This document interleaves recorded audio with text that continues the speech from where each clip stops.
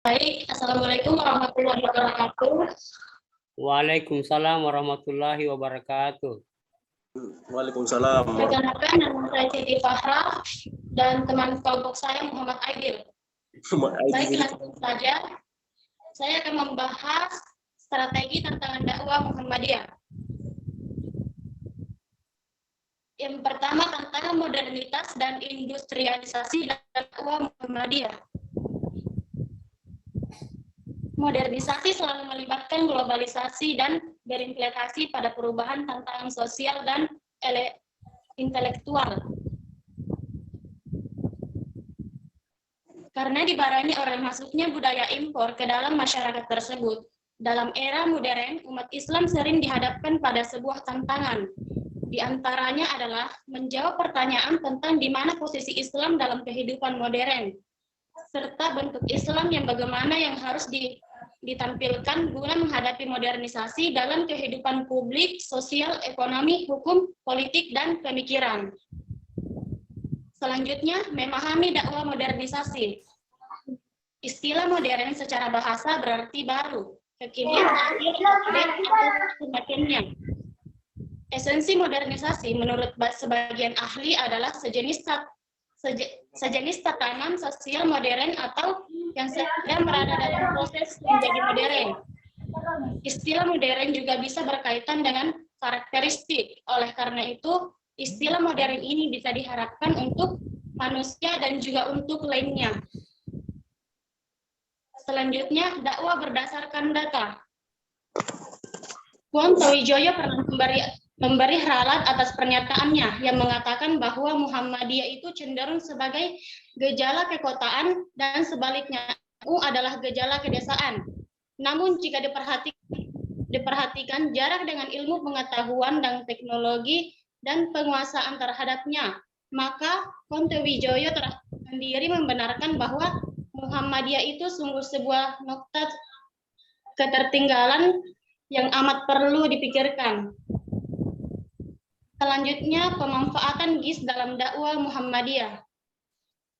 Poin pertama, dengan menggunakan GIS, Muhammadiyah memungkinkan untuk melihat informasi dalam secara keseluruhan dengan cara pandang baru, melalui basis pemetaan dan menemukan hubungan yang selama ini sama sekali tidak terungkap, apalagi dalam konteks Indonesia yang multikultural.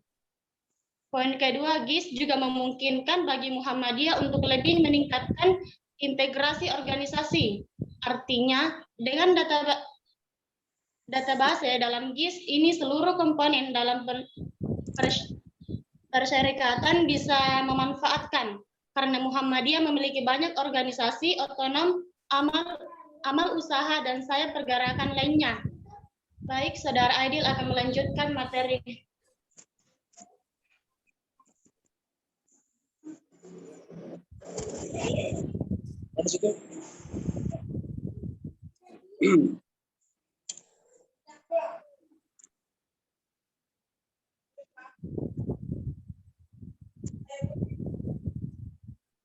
Bismillahirrahmanirrahim. Saya akan melanjutkan kelompok.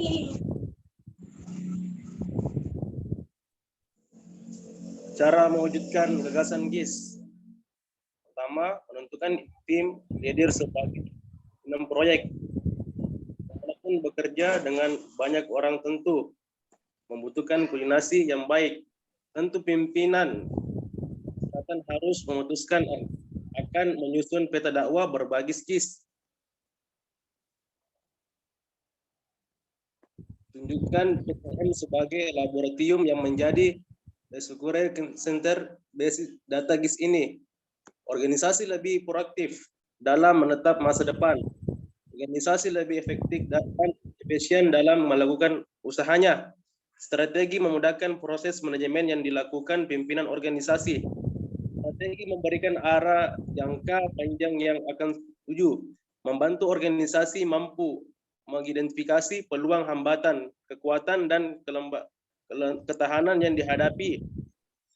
Strategi dapat menginstruksikan kegiatan para anggota menuju pada sasaran dan tujuan telah ditentukan. Strategi membantu organisasi dalam beradaptasi dengan lingkungan dan perubahan yang terjadi. Manfaat strategi, faktor mempengaruhi strategi Muhammadiyah. Konsep dakwah kultural Muhammadiyah. Dakwah kultural merupakan penjaman atau penegasan secara konseptual atas praktik dakwah yang selama ini berlangsung. Penegasan dan penjaman tersebut didasari atas pertimbangan tentang pengalaman dakwah dalam sejarah Islam maupun sejarah Muhammadiyah yang hampir berusia 1 abad. Pada satu sisi, gerakan ini dapat dipandang berhasil mengembangkan berbagai bidang amal usaha yang ikut mewarnai model kerja kewargamaan model kerja kewargamaan di tanah air. Di sisi lain, cita-cita besar Muhammadiyah dalam mengembangkan tata kehidupan manusia yang berakhlak mulia, bermakmuran dan berkeadilan tampak belum menunjukkan pertanda yang sungguh menggembirakan. Berdasarkan pemahaman dan kesadaran di atas, maka disusunlah konsep dakwah yang memungkinkan tumbuhnya kembali suatu etika, etos dan semangat baru yang mampu menggerakkan seluruh unsur dan elemen masyarakat yang luas bagi pencapaian tujuan universal pensyarikatan. Dakwah seperti ini inilah yang disebut sebagai dakwah kultural, yang sesungguhnya bukanlah konsep yang sama sekali melainkan penjaman dan penegasan atas praktik dakwah yang selama ini berlangsung. Sekian dan terima kasih. Bapak.